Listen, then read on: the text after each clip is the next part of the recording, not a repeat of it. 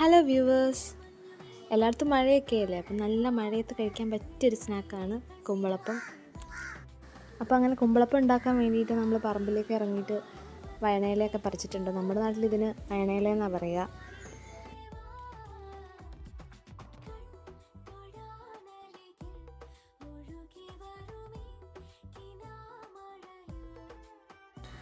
അങ്ങനെ ഇൻഗ്രീഡിയൻസ് ഒക്കെ റെഡി ആയിട്ടുണ്ട്.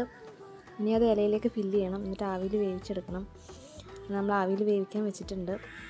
അപ്പോൾ ഇൻഗ്രീഡിയൻസ് ഒക്കെ എല്ലാവർക്കും അറിയാം, അതുകൊണ്ടാണ് ഞാൻ പ്രത്യേകിച്ച് പറയാത്തത്.